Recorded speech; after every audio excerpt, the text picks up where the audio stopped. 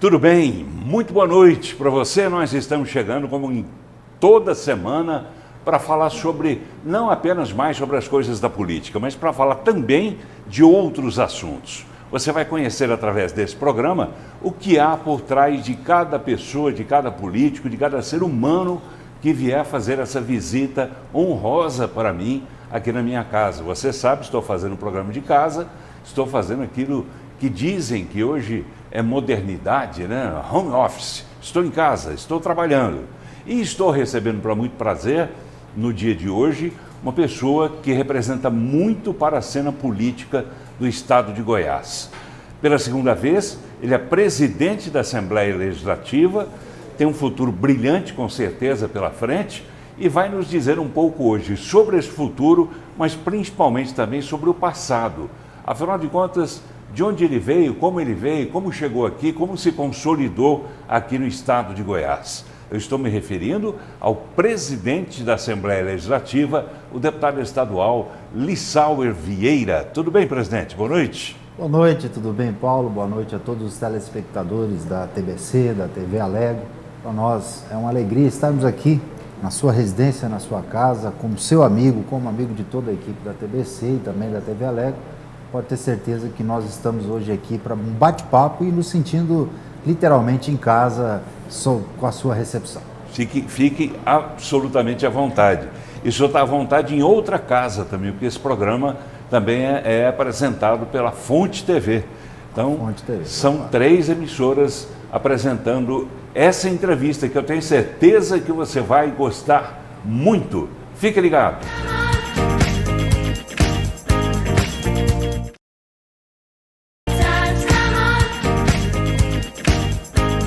Muito bem, já estamos voltando e o programa de hoje, um programa que eu acredito que vai ser muito especial, porque a gente vai conhecer um pouco mais sobre o cidadão, sobre a pessoa Lissauer Vieira, que na vida pública é deputado estadual, é presidente da Assembleia Legislativa pela segunda vez e isso com pouca idade, né? Posso dizer a idade, presidente? Com certeza, 41, né? 41, feitos agora recentemente, né? Na última quarta-feira, dia 5 de maio, 41 anos. Com festa. Veio gente lá do Rio Grande do Sul para essa festa, não? Não chegou a vir, até por conta da pandemia, então verdade. Isso nos dificulta um pouco. Mas claro que entre família a gente precisa celebrar a vida todos os dias, e principalmente quando se faz aniversário, então, obviamente que nós trouxemos, veio meu pai, a minha mãe e alguns amigos, fazendo uma confraternização muito restrita por conta da pandemia, né? Mas a gauchada, pelo menos em parte, estava lá representada. Estava pelo meu pai e pela minha mãe principalmente, né? Isso é mais importante, né? Seu pai e sua mãe. Pai e mãe é uma coisa que não tem explicação, né? O que significa pai e o que significa mãe para o senhor? Eu acho que é ensinamento, pai e mãe, é a gente ter exemplos bons na vida. E eu posso dizer isso, Paulo, porque fui criado sempre dentro dos princípios da seriedade, do trabalho, da honestidade. O meu pai é uma pessoa que hoje, na região que nós moramos hoje, em Rio Verde, que é uma região importante do celeiro agrícola do país, e também da região que nós viemos, que é o Rio Grande do Sul, graças a Deus pelo seu histórico de trabalho, uma pessoa que nasceu pobre, nasceu com a força do trabalho e hoje venceu na vida. Então a gente se espelha muito em pessoas que vencem na vida com trabalho, com honestidade, com determinação, e isso é um legado que deixa para os seus filhos, para os seus netos, né? E a gente carrega esse exemplo e até mesmo essa responsabilidade de poder representar o nome da família com muita ética, principalmente nesse meio político, que é um meio muito difícil de se você sobreviver às, talvez, não vou dizer ofertas, mas as coisas ruins que o meio político te oferece. Então, se você não tiver o exemplo de pai, de mãe, de berço, de fato, nos princípios da honestidade, do trabalho e do resultado efetivo para a população, às vezes você não consegue vencer na sua carreira política. E isso eu sempre trago comigo, os ensinamentos que o meu pai sempre me deu. O seu pai tem, que ascendência seu pai tem e sua mãe também? Olha, eles são descendentes de italianos? A minha família, na realidade, nós somos do Rio Grande do Sul, eu nasci lá, vim com 9 anos de idade para Goiás. O meu pai, a família do pai dele, são descendentes de português, daí vem o Rodrigues, que é o meu pai, Rodrigues Vieira. Na verdade, ele pegou só Vieira, mas é de família Rodrigues Vieira. E da família da mãe do meu pai já é italiano, que é a família Farezin. E a minha mãe é totalmente italiana, que é a família Zanella, lá do Rio Grande do Sul. Então, a mistura da nossa descendência é português com italiano. Porca la pipa, né? Porca la pipa. Né? Exatamente. O sangue puxando um pouco mais para a descendência italiana. De italiano. E os senhores costumam cultivar os hábitos italianos, a culinária italiana, essa coisa toda? Uma boa polenta, uma radite, uma pizza. A comida italiana sempre está no prato da família, principalmente nas reuniões que nós temos na fazenda. Então sempre tem a boa comida italiana. O senhor cozinha bem, não? Só churrasco, eu sou bom de churrasco, viu, Paulo? Isso, modéstia à parte, é difícil encontrar um churrasqueiro igual eu. Mas o churrasco que o senhor faz é aquele que só vai sal grosso, não? Sal grosso, exatamente. Esse é o verdadeiro churrasco. Né? E esse é mais fácil de temperar, né? Ou não? Ou é mais, mais complicado? Técnicas. Não, não é mais complicado, é mais fácil, mas tem que ter as técnicas. E o churrasco bom é aquele churrasco suculento, aquela carne bem suculenta mesmo, com bastante sangue e bem feita. Então, o churrasco eu entendo um pouquinho. Daquela carne bastante vermelha ainda, né? Por dentro ali. Exatamente. É essa que o senhor gosta? É, um medalhão de picanha, um contrafilé. A carne fica muito bom. Mas o senhor é daqueles que costumam botar o aventalzinho de chefe de cozinha, aquela não coisa chega toda, a tanto, não chega a tanto. Mas olha, pelo menos 2 vezes na semana é sagrado fazer um churrasquinho em casa. Sempre lá em Rio Verde? Aqui em Goiânia também. Aqui também? Aqui também. O senhor tem casa aqui, evidentemente. Sim, moro aqui também, né? A gente mora em Rio Verde, mas durante a semana tem que ficar aqui. Os meus filhos estudam aqui em Goiânia, minha esposa mora aqui também. Então, pelo menos 2 vezes por semana, um bom churrasco vai bem. Como foi a sua infância? Os senhores de que religião são? São católicos? Católicos, exatamente. O senhor costumava ser levado à igreja todo domingo para a missa, aquela coisa toda ou não? Meu pai sempre foi muito participativo e muito religioso. Então, até quando ele pôde, lógico, período antes de eu casar e antes de formar família, ele levava sempre na igreja, religiosamente, quase todos os domingos que podia, não vou dizer todos, até porque às vezes os compromissos não deixavam, mas sempre nos princípios da religião, da Igreja Católica. E ele foi muito participativo, principalmente lá no Rio Grande do Sul. Foi presidente muitas vezes da Sociedade Católica do município e sempre participou e ajudou a Igreja Católica. Então nós fomos criados dessa forma. Na minha infância, como você perguntou como foi, eu vim embora para Rio Verde com 9 anos, então eu tive um pedaço da minha infância no Rio Grande do Sul, pequeno pedaço, até porque me recordo pouco, me recordo aí uns 4, 5 anos só da minha vida lá, e depois mais em Rio Verde. Então eu posso dizer que eu sou rioverdense, sou goiano, porque morei muito tempo lá na cidade, aqui em Goiás, que eu constituí família, que eu aprendi a trabalhar. Então, hoje me sinto um goiano, um rioverdense, vindo, obviamente, do Rio Grande do Sul, mas que passei a maior parte da minha infância e da minha juventude naquela cidade próxima. O senhor não guarda aquele sotaque, né, típico gaúcho, né? Não. Como é que foi isso? Até porque vim muito cedo, né? Com 9 anos já estava aqui, então convivi muito com as pessoas daqui de Goiás. E, vamos dizer assim, o meu pai tem muito sotaque gaúcho, a minha mãe também, mas eu perdi praticamente todo esse sotaque mais sulista. E aqueles hábitos, né, gaúchos, né, por exemplo, o chimarrão, o senhor costuma ainda até hoje? Tomo chimarrão, gosto, tenho em casa, de vez em quando a gente faz. Tem pessoas que usam do hábito de tomar chimarrão todo dia, inclusive é muito saudável, né? Eu não tenho esse hábito às vezes porque tomar chimarrão tem que ser em turma, né? Não pode ser sozinho, pelo menos 2 ou 3 pessoas, que é aí que é bom, né? Mas quando estou lá em Rio Verde, no escritório da família, lá da fazenda, ou na própria propriedade rural, na casa dos meus pais, aí a gente costuma mais a tomar o chimarrão na parte da manhã ou no fim da tarde. Aí você tem um costume maior porque tem mais pessoas junto, então é melhor essa convivência. Eu aqui, de vez em quando, dá vontade, a gente faz um bom chimarrão também. Dizem que o gaúcho não pode, não aguenta ver um centro de tradições gaúchas que ele já vai correndo. É verdade? É assim mesmo? Olha, são poucas as cidades aqui em Goiás, cidades maiores, obviamente, né? As cidades menores não, mas as cidades maiores todas têm um CTG, e que são referência. Lusiânia, Jataí, Rio Verde, aqui em Goiânia tem também. E é uma sociedade bem participativa, isso de fato é verdade. Por exemplo, lá na minha cidade, em Rio Verde, o meu pai sempre fez parte da diretoria do CTG, quando não é ele, a minha irmã faz parte também.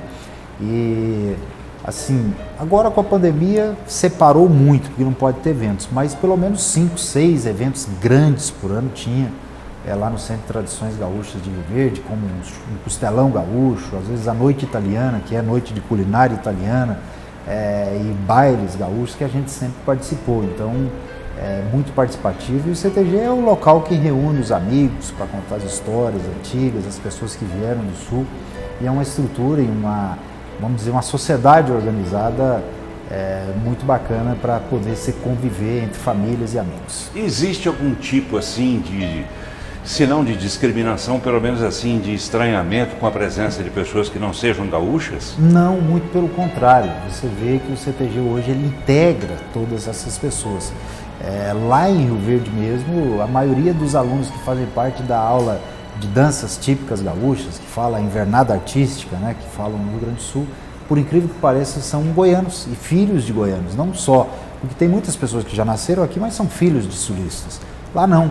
Lá, o relato do professor para mim é que sempre foi, agora pelo menos nos últimos 10 anos, a maioria dos alunos são filhos de goianos. Isso é importante, você misturar as culturas, as tradições e aprender um pouco da tradição de cada canto desse país que é imenso, né? É verdade. O senhor parla italiano ou não? Nada. Niente? Não. O senhor não fala italiano? Nada. Mas por quê? Não aprendeu quando era menino? Não se conversava em italiano dentro de casa? Não. Os meus pais também não falam. Os avós, vamos dizer assim, os avós da minha mãe vieram da Itália. Os meus avós falavam italiano e a mãe do meu pai também. Porém, quando eu nasci, eles já haviam falecido. Então eu não os conheci. Então eu não peguei essa fase. E não teve vontade também? O senhor também não tem dupla nacionalidade? Não tem. Poderia ter, né? Poderia, mas não tem. Nunca tive essa intenção de buscar a dupla nacionalidade. Conhece a Itália? Não, também. Também não? Espero conhecer um dia. Tenho vontade, mas não fui ainda. O senhor está parecendo uma pessoa que eu conheço, né? Que é exatamente eu, né? Eu também sou descendente de italianos, mas não tive ainda o prazer de conhecer a Itália, de falar italiano, a não ser os palavrões, né? Palavrão a gente conhece, né? Aí é diferente. Palavrão é diferente. Palavrão a gente sabe falar em várias línguas, né? Vários idiomas a gente fala. Mas como é que foi para um menino de 9 anos de idade chegar do Rio Grande do Sul, de onde o senhor veio? Coronel Bicaco, né? Foi onde o senhor nasceu, Coronel Bicaco. O senhor chegou em Goiás com 9 anos de idade, o senhor já havia iniciado a sua alfabetização. Sim. O senhor estranhou alguma coisa aqui? Foi difícil a sua adaptação ou não? Não, com certeza. Quando você muda de estado, muda de cultura, vamos dizer, você chega e não conhece ninguém. E eu, na verdade, quando eu vim para cá, Paulo, eu vim em junho, meados de 89, eu vim morar com a minha irmã. Minha irmã, ela tinha casado há um ano atrás e veio com o marido dela morar em Rio Verde para cuidar do escritório que nós tínhamos lá e as questões da fazenda, né, da propriedade rural que o meu pai tem lá na cidade, no município. E eu vim meio ano antes, então eu vim morar com ela. O meu pai, eu tinha 9 anos de idade. O meu pai ainda ficou residindo lá na cidade que nós morávamos no Rio Grande do Sul e só veio para Goiás, de fato, morar aqui em 1990, começo do ano de 1990. Então, foi um período, claro, difícil, criança, adaptação, conhecer novos amigos, escola e toda essa estrutura de convivência nova. Então, toda a mudança ela é difícil, né? Ela não é fácil. Mas a adaptação foi rápida, dentro de 4, 5 anos, adaptação rápida e conseguimos hoje fazer parte da história política, administrativa e também empresarial de Rio Verde. O seu pai foi um dos primeiros produtores de soja aqui em Goiás, não é isso? Como é que foi? Na realidade, o meu pai veio para Goiás como vendedor de semente de soja. Na verdade, a soja ela veio do sul para cá, né? Ela veio vindo do sul para cá. E meu pai era vendedor de semente de soja no Rio Grande do Sul, Santa Catarina, Paraná e São Paulo. Então veio subindo. Por meados do ano de 78, 79, por aí, ele veio para Goiás, quando começou vamos dizer, a abertura das lavouras de soja, os primeiros plantios de soja aqui no estado. Ele veio lá no município de Tumbiara, montou uma empresa lá que ficou até mais ou menos 85.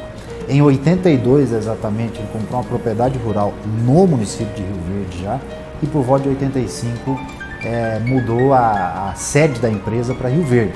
E aí, como eu falei, em 89, na verdade, no começo de 90, o meu pai, aí nós viemos morar na cidade de Rio Verde já. Mas, de fato, desde 1982 que o meu pai planta soja aqui no estado de Goiás, mais precisamente no município de Rio Verde. Mas veio para Goiás em 79 como vendedor de semente de soja. É um dos pioneiros. Sim. É um dos pioneiros. Um dos pioneiros. Um dos primeiros que chegou a plantar soja no Cerrado Goiano. Tá bem, ainda voltando um pouquinho naquela questão de se o senhor estranhou ou não chegar em Goiás, para um menino de 9 anos de idade é tudo muito diferente. O que é que o senhor mais estranhou, o que é que o senhor mais gostou e o que é que o senhor menos gostou quando chegou a Goiás? Eu falo que Goiás, que é nosso estado, ele tem poucas coisas que você não gosta, talvez nenhuma. Até porque é um estado de um clima bom, não tem um frio exagerado, não tem um calor acima da média, tem um clima que tem um período chuvoso e aquele período seco. Eu acho que o pior período aqui em Goiás para todos nós é ali o mês de agosto, setembro, quando está o final do período seco, que é muito seco, tem muito vento. Esse período é difícil, o clima aqui no estado de Goiás. Mas se você for fazer um balanço geral, é um estado de terras férteis, de um clima bom, de pessoas ordeiras. Então não tem o que a gente falar, eu não gostei disso ou daquilo aqui, não, muito pelo contrário. É um estado de adaptação fácil. O senhor se adaptou fácil, fez amizade logo, os coleguinhas logo? Tranquilamente. A coisa toda tranquila. Com certeza. E o senhor estranhou a ausência do Grenal? O senhor é Grêmio ou é Internacional? Grêmio, claro. Grêmio. E sempre fui, né? Então... Continua torcendo à distância? A distância e, assim, quando posso, agora na pandemia não tem, mas quando posso eu dou um pulinho lá e vou assistir um joguinho também. É mesmo? Vou, sempre. Sou sócio do Grêmio, inclusive. Com cadeira cativa? Cadeira cativa lá na Arena. Na Arena, que coisa, né? E o Renato Gaúcho? É um grande ídolo do Grêmio. Né? Pois é, foi técnico, né? Foi técnico do Grêmio durante um bocado de tempo, depois saiu, voltou, e é isso. Eu gostaria que ele continuasse, que ele... Eu, com certeza, como todo gremista, eu acho que tudo na vida tem ciclo. Começo, meio e fim. O Renato foi o maior jogador da história do Grêmio, depois veio como treinador, num primeiro momento não deu muito certo, no segundo momento fez história mais uma vez, mas tudo tem um ciclo, tem um começo, um meio e fim, né? Como o Filipão fez história no Grêmio também, e tantos outros treinadores fizeram história em times grandes do Brasil, mas eu acho que chegou o momento dele sair mesmo. Na verdade, eu acho que deveria ter saído no final dessa temporada, que acabou lá no mês de fevereiro, nem ter renovado o contrato. Mas resolveu se renovar, depois não deu certo, mas isso não apaga a história que ele escreveu ao longo dos anos, não só como atleta, mas também como treinador. É verdade. O senhor torcia pelo Paulinho, o gaúcho, né, que é de Pontalina, né, o Paulo Nunes? Paulo Nunes, com certeza. Foi na minha época, o Paulo Nunes, o Renato eu não peguei a época dele como jogador, porque ele foi jogador aí na década de 80, então eu peguei o fim da carreira dele, que ele já jogava no Flamengo, se não estou enganado. O Paulo Nunes não, quando o Paulo Nunes jogou no Grêmio eu tinha 14, 15, 16 anos. Foi naquela época áurea do Filipão, do Paulo Nunes, Jardel, Darley, Arce, então um time, Luiz Carlos Goiano, Dinho, um time muito bem montado pelo Filipão na época. Eu acompanhei toda aquela trajetória daquele time, campeão da Libertadores, campeão brasileiro, campeão da Copa do Brasil, e o Paulo Nunes era um grande ídolo, né? O senhor é capaz de dizer a escalação do Grêmio de hoje? Não? De hoje não tem jeito. Tá difícil, né? Mas tem, tanto entra e sai, né? Mas tem muitos jogadores que a gente conhece que estão há muito tempo lá no time, né? Como o Jeromel, o zagueiro, o próprio Kahneman e o Diego Souza, que hoje é o grande artilheiro, faz muitos gols. Mas a escalação completa não tem jeito, não. Esse Diego Souza não é meio enganador, não? Não, tá fazendo muito gol. É veterano já, né? Já tá beirando os 40, mas tá fazendo... Já. Eu me recordo muito e comparo ele com o Paulo Baier, que jogou no Goiás. Não sei se você se recorda do Paulo Baier, claro. Agora, 8, 10 anos atrás. Um jogador que mudou de posições várias vezes. O Paulo Baier foi lateral, foi meio de campo, foi atacante, jogou em várias posições e sempre jogando bem, né? Foi um grande ídolo aqui do Goiás também, fazia muitos gols. E o Diego Souza é a mesma coisa. Já foi meio de campo, já foi volante, hoje é atacante e faz muitos gols. É um jogador que tem uma história muito bonita, muito grande, um jogador forte, então que tem feito a diferença, pode ter certeza. Paulo Baier que jogou por último e me parece que em Santa Catarina, Criciúma, né? Eu acho que ele começou a carreira no Criciúma e encerrou lá, né? E foi durante muito tempo o maior artilheiro do Campeonato Brasileiro por pontos corridos. Exatamente. Não é? E é um jogador que começou, se eu não estou enganado, a carreira dele como lateral direito, né? Exato. Então ele tinha muitas funções e sempre foi um jogador muito importante para o esquema tático do time. Principalmente aqui no Goiás. Jogou no Palmeiras também, se eu não estou enganado. Né? Mas aqui no Goiás ele não fez rendeu história. aquilo que ele rendia aqui, né? O senhor já jogou bola? Muito ruim, não posso nem falar isso. Nem naquelas peladinhas de fim de semana lá na fazenda? Não tem jeito. Não tem? Não nasci para isso. Não? Nem para ficar na defesa ali só para dar umas caneladas de vez em quando? Não nasci para isso. Que já esporte? Tentei, viu? É? Não, já tentei. Não foi por falta de tentativa? Não foi não. Na minha época de jovem tentei muito, mas não era a minha praia, não. Se o senhor não fosse o que o senhor é, eu gostaria de ser o quê? A sua vida mudou a partir do momento que o senhor veio para Goiás, foi para Rio Verde e de lá se envolveu com as atividades políticas e acabou entrando na política. Se isso não tivesse acontecido, se o senhor tivesse continuado ainda lá em Coronel... Bicaco. Coronel Bicaco. Se o senhor tivesse continuado lá, hoje o senhor seria o quê? Olha, eu segui os passos do meu pai. Eu sou produtor rural. Na realidade, estou na política, né? Lógico que todo mundo que está fazendo alguma coisa quer crescer. E, obviamente, eu na política também quero crescer. Acho que estamos escrevendo uma história positiva dentro da vida pública. E, obviamente, a gente quer crescer. Mas a minha profissão, de fato, é produtor rural. Então, pode ter certeza que se eu não tivesse entrado para a política, seja aqui ou seja nas minhas origens, lá no estado do Rio Grande do Sul, eu hoje estaria trabalhando na atividade, como estou ainda, mas trabalhando mais em loco, no dia a dia, única e exclusivamente na atividade agrícola. E como é que o senhor se sente com apenas 41 anos? Né? 41 anos é jovem demais. Com apenas 41 anos, já estando no seu segundo mandato como presidente da Assembleia Legislativa do Estado de Goiás. O que isso representa para o senhor? Paulo, primeiro que 41 anos, eu falo que depois dos 40 você começa a descer a curva, né? A curva começa a ficar decrescente. Mas na realidade, claro que a gente tem ainda uma vida pela frente, uma vitalidade muito grande, mas como você falou, muito jovem, eu fui eleito deputado estadual, eu disputei eleições somente para deputado em 2014, depois em 2016 disputei para a Prefeitura de Rio Verde e 2018 para deputado. Fui eleito pela primeira vez, a primeira eleição que eu disputei deputado estadual, então eu não tive mandato de vereador, nenhum outro mandato antes de deputado estadual. E assim, claro que um trabalho, às vezes até mesmo que surpreendeu muitas pessoas, a minha ascensão à presidência da Assembleia, porque muita gente não acreditava naquele primeiro momento, lá em 2019, quando eu fui eleito. Primeiro que era meu segundo mandato de deputado, tinha vários parlamentares lá que tinham muito mais mandato que eu, mais experiência, mas isso eu atribuo ao relacionamento, à convivência, ao trabalho que eu implantei durante os 4 anos lá na Assembleia. Compromisso. Eu acho que nós que somos pessoas públicas, nós temos que ter compromisso, ter palavra, falar e cumprir. E isso é muito importante para nós que somos pessoas públicas.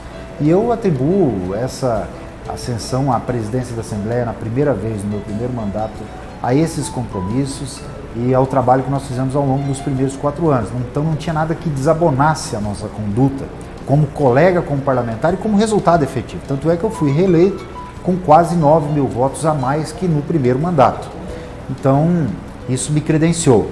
E no segundo mandato, agora na minha reeleição à presidência da mesa, pode ter certeza que foi o que nós escrevemos dentro já da nossa gestão. O compromisso, a responsabilidade, o falar o que você pode fazer e o que não pode falar, olha, isso eu não posso fazer. E isso nos deu a credencial de os próprios parlamentares alterarem a Constituição Estadual, o regimento interno da Casa, permitindo a reeleição e eu ser reeleito com unanimidade. Então, isso, ao mesmo tempo que me deixa alegre, feliz por conquistar esse feito, nos dá mais responsabilidade também, responsabilidade de representar o Parlamento goiano, de ter essa ligação com o Executivo Estadual, com o Judiciário, com os outros órgãos autônomos, para nós podermos fazer, nós como chefe de poder, como representante do povo, o melhor para a nossa população. Pois é, o senhor fala em cumprir palavra, né? Quer dizer, o fato de o senhor ter tido a eleição antecipada por força de mudança no regimento interno,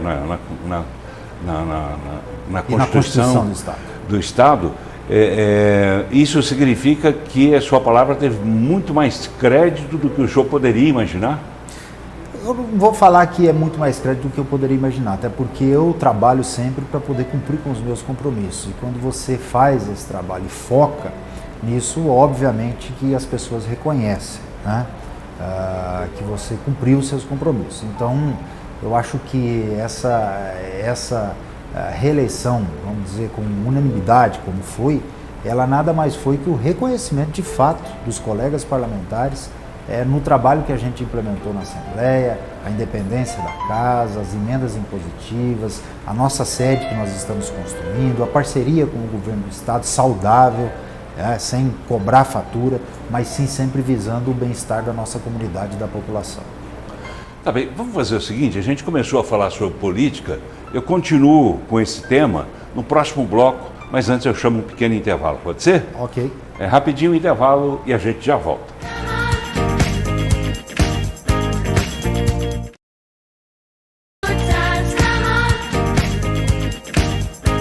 Muito bem, estamos voltando e o programa de hoje, um programa que você está vendo, absolutamente descontraído, o presidente Lissauer Vieira, que é presidente da Assembleia Legislativa do Estado de Goiás, contou um pouco, né? Um pouco não, contou muito, né, presidente, sobre a sua vida. Quase tudo. Quase tudo? O que é que faltou? Não, poucas coisas, você não perguntou. Não, se eu não perguntei, o senhor não responde também, o senhor não vai entregar, vai deixar assim mesmo. Tá bom. Vamos falar um pouco agora sobre política, né? Política que é a sua ocupação principal. É a principal? Hoje, a ocupação, sim, com certeza. Claro que nós trabalhamos também em outras áreas, mas a política é a ocupação do nosso tempo, da grande maioria do tempo. Né? Tá, o senhor bota a cabeça no travesseiro e o senhor pensa o quê quando vem política na sua cabeça? Qual é, afinal de contas? Vou repetir uma pergunta que eu já fiz para o senhor em outras entrevistas, mas vou perguntar, a gente vai replicando a pergunta até que de repente saia alguma coisa nova. Qual é o seu objetivo nessa próxima eleição? Paulo, muito claro esse objetivo. Eu já falei isso em outras perguntas e outras oportunidades também para outros veículos de comunicação e eu não escondo isso de ninguém. Acho que contribui muito no Poder Legislativo do Estado de Goiás. Um mandato inteiro como deputado, 4 anos, outro mandato inteiro agora como presidente da Assembleia Legislativa. Então, a minha história dentro do Parlamento Estadual, ela foi escrita. Eu espero que a grande maioria das pessoas aprovem essa história e esse trabalho que eu fiz, a defesa do setor produtivo, por exemplo, como produtor rural, a defesa da região que eu represento, que eu venho, que é a região sudoeste do estado, agora como presidente da Assembleia, ampliando ainda mais essas bases eleitorais, esse trabalho que nós temos feito em outras regiões do estado também, levando recursos e benefícios para os municípios do estado de Goiás, mas agora o meu planejamento, o meu trabalho, o meu foco é a candidatura de deputado federal. Isso eu já havia falado lá atrás e nós estamos num trabalho muito forte para buscar construir essas bases e consolidar uma candidatura no ano que vem a deputado federal no pleito de 2022. O deputado federal, vou repetir também a mesma pergunta nesse sentido, o deputado federal não faz com que a pessoa fique um tanto quanto ausente das suas bases, né? Por exemplo, o senhor indo para Brasília, ele só vai ficar distante de Goiânia, vai ficar distante de Rio Verde, de outras bases suas também. Isso não pode prejudicar o andamento da sua carreira? Não seria melhor o senhor se candidatar a vice, por exemplo, a vice-governador? Só ficaria mais próximo. Não, Paulo, eu acho que essa questão majoritária, agora falando aqui com toda a clareza do mundo, é uma questão muito de conjuntura política. A candidatura de deputado federal, ela depende 100% exclusivamente do meu trabalho, são 17 vagas. É claro que o trabalho de deputado federal, ele busca discutir debates a nível nacional. Isso nos dá uma cancha maior também, uma experiência muito maior política. Quando você vai lá para o Congresso Nacional, você tem que ter muita habilidade para você poder se destacar em meio a 513. Mas, por outro lado, o deputado federal ele tem muito mais recursos para trabalhar, porque mais de 70% dos impostos que nós pagamos, moramos aqui nas cidades e no estado, vai para Brasília, vai para o governo federal. Então, você tem como viabilizar muito mais benefícios para os municípios que você representa. Agora, obviamente que essa questão majoritária, indicação, ela depende de uma conjuntura política e de momento, de você estar com a maior parte das bases eleitorais, de você estar com a maior parte dos partidos aliados, da base aliada, por exemplo, do governo do estado hoje, e numa situação de momento que a conjuntura te ofereça isso. Então isso não depende de mim, isso depende da militância e dos líderes da base do governo do estado. Então, isso não pode ser discutido agora, não é momento de discutir isso. Agora, a campanha e a pré-campanha e o nosso trabalho para deputado federal, isso sim, isso depende de mim. E é nesse sentido que eu estou construindo. Quem é que pode colaborar em muito, digamos assim, para a sua eleição? O senhor falou sobre bases, sobre forças, né, do estado de Goiás. Que forças são essas? Os municípios que nós representamos, a população em geral, mas obviamente isso depende de nós, do meu trabalho, em levar benefícios, em ser aliado do governador, por exemplo, para levar melhorias para as cidades. E aí sim a gente tem uma base eleitoral formada. Eu venho de um município muito grande e muito forte, onde tem 240 mil habitantes, 140 mil eleitores. É uma cidade que tem uma densidade eleitoral muito grande, importante para o estado.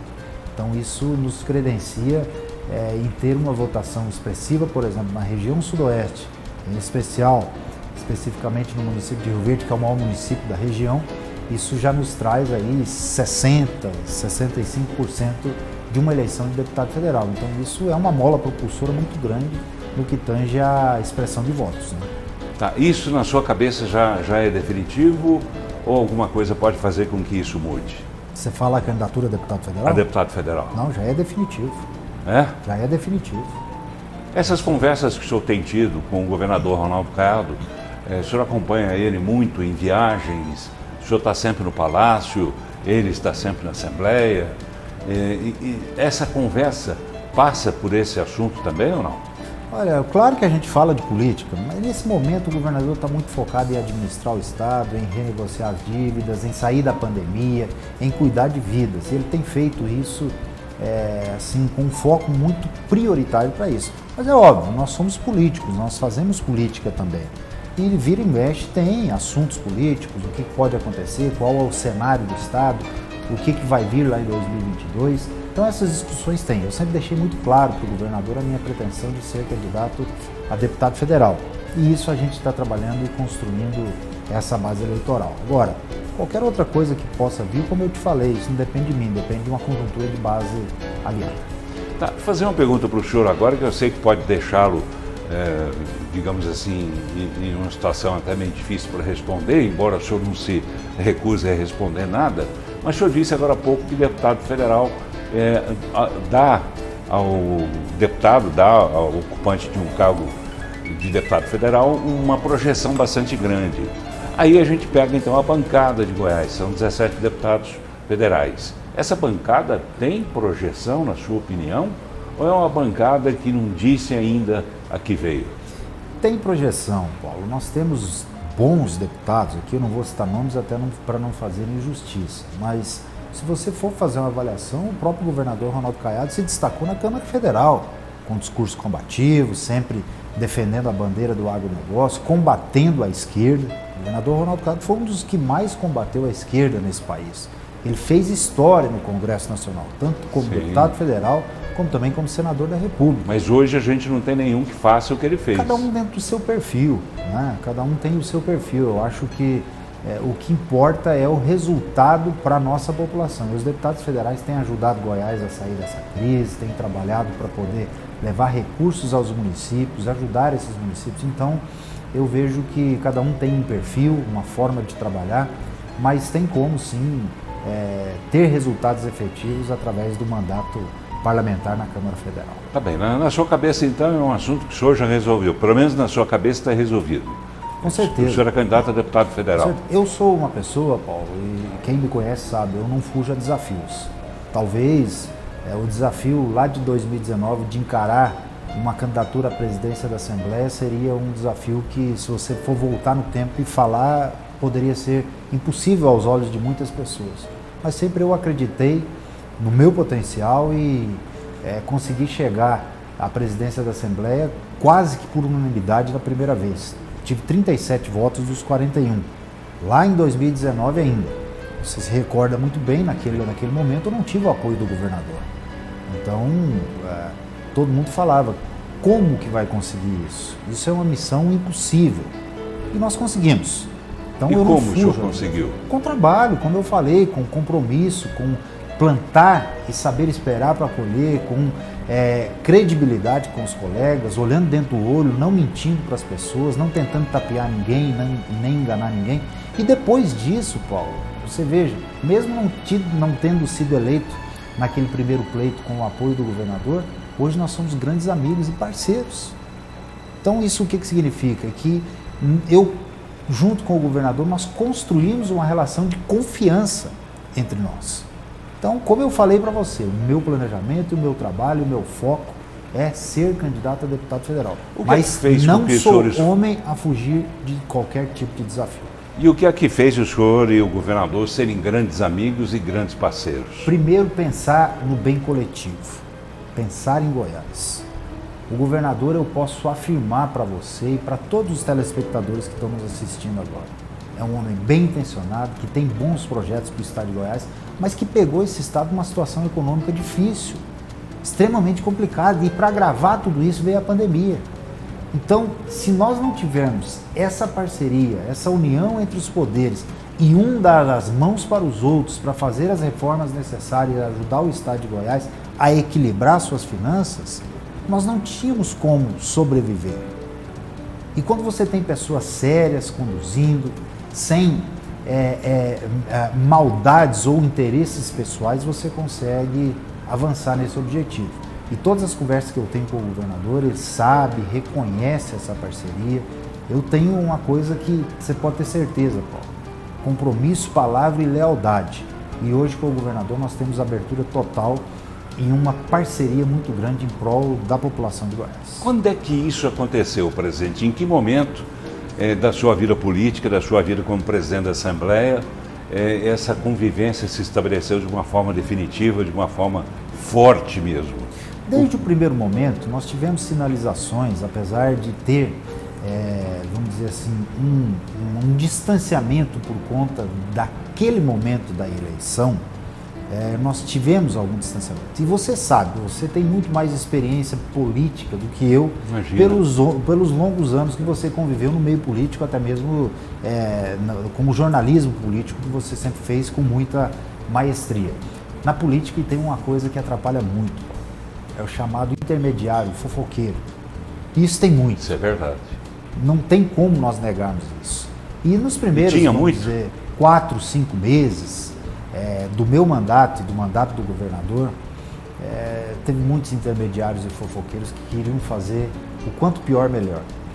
No dia que nós chegamos, eu e o governador sentamos um sábado à tarde lá no Palácio e estabelecemos uma regra entre nós: contato direto, tudo que precisar um fala com o outro.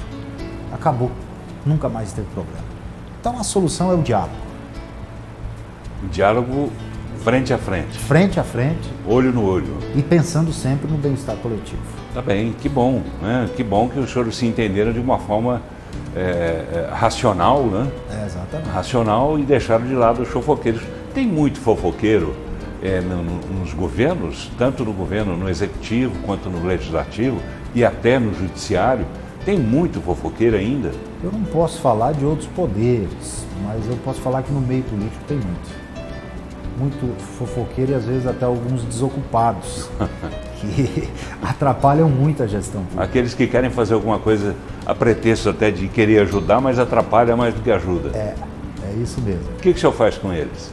Olha, tem que ignorar. Eu acho que a gente tem que focar no trabalho da gente. Quando você tem um foco no trabalho, uma determinação, você não tem tempo para ouvir fofoca. Eu aprendi isso com meu pai e com a minha mãe.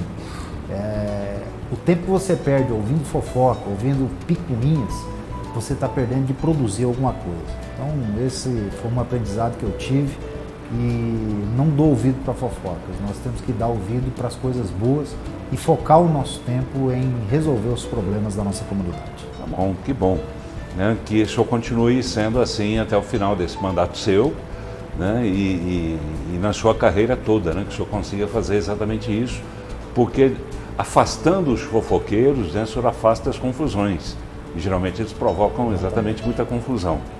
Agora, o senhor falou aí sobre, mais uma vez, né, com frequência, é muito recorrente na sua fala, citar o pai, citar a mãe, citar a família e tudo mais. O seu pai dá muito conselho para o senhor, a sua mãe dá muito conselho. O senhor pede bênção para a mãe e para o pai ainda não? Sim, e vou te falar uma coisa, Paulo, voltando um pouquinho, você falou em conselho, a questão política. O meu pai, ele sempre foi agricultor, então ele sempre foi eleitor de Ronaldo Caiado. Então, apesar de eu não ter disputado essa eleição na chapa do governador Ronaldo Caiado, ele sabe os motivos. Tentei, por um momento, lá na eleição de governador ainda, mas não teve condições de disputar por conjunturas políticas, e às vezes isso acontece. Mas o meu pai sempre foi eleitor de Ronaldo Caiado. O dia que eu ganhei a eleição da presidência da mesa diretora, dia 1º de fevereiro de 2019, ele veio aqui no dia da eleição, na posse, e dormiu lá na minha casa. No outro dia cedo, chegou o Jornal Popular na capa, a foto da minha eleição, e ele olhou para mim e falou assim: uma coisa que eu quero te pedir, não brigue com o governador. É um homem sério, uma pessoa que tem boas intenções, e eu não quero ver você em pé de guerra com ele brigando. Então, com certeza isso é um conselho, a experiência de vida mostra que a gente precisa ouvir. E eu sempre, à medida do possível, é lógico, não posso até não concordar com todas as ideias que ele tem, mas a gente respeita muito o pensamento e a experiência de vida. E por incrível que pareça, sempre quando você teima ou não faz do jeito que o conselho dos pais, parece que as coisas tendem a dar errado, né? É verdade. Então, esse conselho foi no café da manhã, no dia 2 de fevereiro, o Jornal Popular estava em cima da mesa e ele me deu esse conselho. Inesquecível. Eu procurei seguir, obviamente, e tem dado certo. Que bom. Que bom. Mas o senhor ainda pede a bênção? Sim, Com certeza. Beija a mão? Não tanto. Entendo. Mas isso tem muitas pessoas que têm esse costume, né? Nós, antigamente era família, comum, era frequentíssimo beijar a mão do pai, da mãe, do padrinho, da madrinha, essa coisa toda, né? E isso é muito próprio da cultura lá no sul também, né? Mas tem famílias que têm esse costume, essa cultura. Nós não fomos criados nessa cultura. O senhor frequenta missa ainda? Frequento sempre que posso, né? Não sempre a gente, como político, frequenta todas as religiões, mas sempre que posso, sim. Como político, o senhor frequenta Sim. todos? Você é convidado para uma igreja evangélica, para a igreja católica, para uma festa de leilão da comunidade da igreja católica, às vezes para um evento evangélico de maior grandiosidade, como festa de jovens evangélicos, enfim. A gente, como pessoa pública, frequenta todos os lugares que é chamado, né? O senhor é a favor da entrada da igreja na política? Se for com responsabilidade, sim. Eu acho que a política ela é feita para representatividade de setores, segmentos e regiões. Os segmentos organizados da sociedade eles precisam ter os seus lugares ocupados dentro do processo político. Então, as igrejas que são organizadas e têm responsabilidade com a questão pública, e aí você fala, o representante da igreja, ou que seja do agronegócio, ou que seja do comerciante, ou que seja do servidor público, ele não significa que ele está lá como um empregado daquele setor dele. Ele tem que olhar o Estado como um todo. Eu sou agricultor, sou representante do agronegócio, mas não significa que eu tenho que só fazer pelo agronegócio, como o representante da igreja, seja ele pastor, deputado ou membro da igreja e eleito por uma igreja evangélica ou que seja católica, ele não precisa ficar lá fazendo só os interesses da igreja, mas tem que olhar a comunidade como um todo. Presidente, agora bem rapidinho, que o nosso tempo está chegando ao final, eu quero saber do senhor o seguinte: é muito frequente também políticos lançarem pessoas da família dentro da política. O senhor pensa em fazer isso com a dona Camila, por exemplo? Ela tem essa vocação política? Vocação política é uma coisa e a gente ter a condição de fazer é outra. Ela é uma pessoa que sempre me ajudou na política, tem um trabalho focado e voltado para o social, gosta de estar próximo das pessoas, então isso para mim é vocação política. Agora, não tem intenção nenhuma em colocá-la na política, nem um membro da minha família. Eu acho que isso não é o meu pensamento, não é a minha ideia e o que a gente quer para a nossa família. Mas e se for ideia deles, por exemplo? Se for para sofrer, deixa só eu sofrer. O senhor sofre? Política não é fácil, política é sofrer. Por que faz mais o senhor sofrer? Não, a política, às vezes, primeiro a pressão que vem das bases eleitorais, no sentido de buscar benefícios, e a gente quer resolver o problema de todo mundo. Mas, infelizmente, Paulo, nós não temos condições. Primeiro, pela falta de recursos. Segundo, pela burocracia que existe dentro do poder público. Então, você não consegue resolver todos os problemas das pessoas. E quando você chega a visitar um município, uma localidade, ou recebe alguma liderança, ela traz N problemas que tem na cidade. E talvez de todos esses problemas, um ou outro que você consegue resolver. Isso nos gratifica, mas a vontade era, e a gente sofre por isso, era de resolver muito mais esse tipo de problema. Por exemplo, agora na pandemia, quantas pessoas vieram atrás da gente, às vezes, para conseguir uma vaga de UTI para um cidadão, um ser humano que está precisando? E não depende só da gente, porque se as vagas estão lotadas, isso não depende só da gente, a gente sofre com isso. Então, a política, ela é difícil. E outra coisa, a cobrança da população. Principalmente agora com o advento das redes sociais, às vezes o cidadão que nem conhece o que acontece dentro do meio político, ele se encoraja atrás de um celular, atrás de um computador e fala o que não sabe, que não tem conhecimento de causa.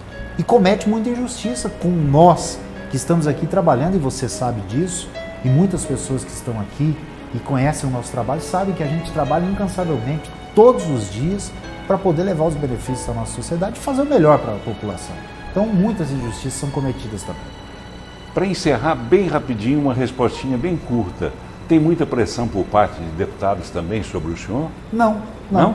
Nós temos um diálogo muito claro, muito transparente, e temos conduzido aquela casa com amizade e com transparência. Que bom. Presidente Lissauer Vieira, presidente da Assembleia Legislativa do Estado de Goiás, foi um prazer muito grande recebê-lo aqui em casa para essa entrevista, que eu tenho certeza que o telespectador gostou demais, porque conheceu um pouco mais do cidadão, da pessoa, da persona Lissauer Vieira, né? Que é interessante. O show dá muita entrevista em várias emissoras de rádio, televisão, jornais, mas é sempre aquela entrevista política, só política. E hoje o senhor falou bastante sobre a vida do senhor, eu gostei muito de ouvir o seu exemplo. E leve, por favor, um abraço para o seu pai, para a sua mãe, para a sua esposa, para os seus filhos, e que o senhor continue fazendo esse belo trabalho na Assembleia Legislativa. Obrigado, Paulo. Obrigado a todos os telespectadores da TBC, da Fonte TV, da TV Alego.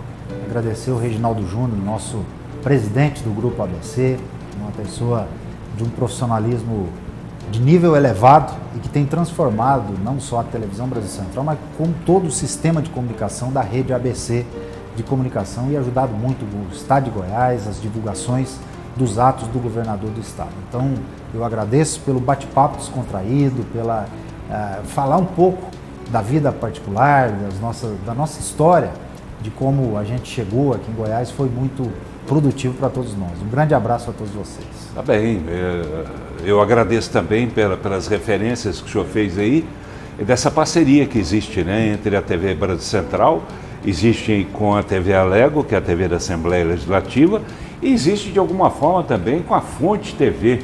Fonte TV que, né, eu tenho o prazer de apresentar o programa na Fonte TV, o apóstolo Augusto César, né, e toda a equipe sempre nos respeitando muito, nos recebendo muito bem, né, e eu acho que não vejo problema nenhum, espero que eles também não vejam problema em a gente fazer citação de outras emissoras. É muito melhor ser amigo, né, presidente, do que ser inimigo, né? Com certeza. Melhor ser amigo, que bom que seja assim.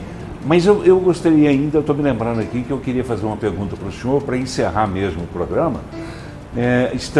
Falamos várias vezes durante a entrevista, estamos em pleno período de pandemia, a tal da Covid-19, coronavírus e etc, etc. O senhor tem uma história, um histórico familiar, né? A sua família toda contraiu o Covid, não é isso? Sim, foi. Como é que os senhores saíram dessa? Nós contraímos, por incrível que pareça, 16 pessoas ao mesmo tempo. Foi lá na primeira onda, lá no mês de julho do ano passado ainda. É um período que ninguém conhecia muito bem da doença e, na realidade, os meus pais estavam na fazenda por mais de 2 meses e, como lá tem muito movimento, muitas pessoas vão, mecânico, isso, aquilo, enfim, né? O movimento é muito grande porque a atividade agrícola não para, né? Ela tem um movimento constante, até porque tem prazo para fazer as coisas, né? Para plantar, para colher, para cuidar, para vender, para fazer todas essas, vamos dizer, as manutenções agrícolas. Como, né? Dizia Eclesiastes, há tempo para tudo, né? O manejo agrícola. Então, passam muitas pessoas e acabou que nós fomos para lá no final de semana e lá estava o meu filho, a minha filha, os meus pais, e lá alguém pegou, não sei de onde, de quem, mas lá dentro da fazenda mesmo. E de lá nós saímos todo mundo contaminado. É um momento difícil, uma experiência que ninguém queria estar vivendo, e eu não aconselho ninguém a viver. Graças a Deus todo mundo saiu dessa doença com poucas sequelas, ou talvez quase nenhuma sequela, mas não é fácil você conviver aí 15, 20 dias com várias pessoas ao mesmo tempo passando mal, com dificuldades, e às vezes tendo uns que serem internados, outros não, mas graças a Deus todo mundo passou e saiu ileso. Que bom. O senhor se recuperou bem? O senhor não sentiu sintomas tão graves assim? Não. Fiquei em casa, sintomas leves. Que bom, que bom. Que bom. Agora o senhor tem anticorpos, né? A família inteira agora está protegida, né? Espero, né? Espero. Assim a gente espera. Mas eu quero a vacina logo. Tá bem. O problema é que o senhor é jovem demais, vai ter que esperar um bocado. Tem que esperar mais um tempo. Vai ter que esperar mais um pouco. Tá bem, presidente. Obrigado mais uma vez. Obrigado, um abraço a todos. E um abraço ao pessoal todo que veio acompanhando o senhor, né? O André, a Vitória, o André, o Ruber. Todos aí trabalhando juntamente conosco. E o pessoal todo lá do seu gabinete também, né? Que está sempre ali dando aquela assessoria fundamental para que o senhor consiga chegar lá no plenário e desempenhar bem como o senhor tem desempenhado o seu trabalho na Assembleia. É isso. Um abraço a todos, um abraço a você, telespectador, obrigado pela companhia, uma boa noite, até a próxima.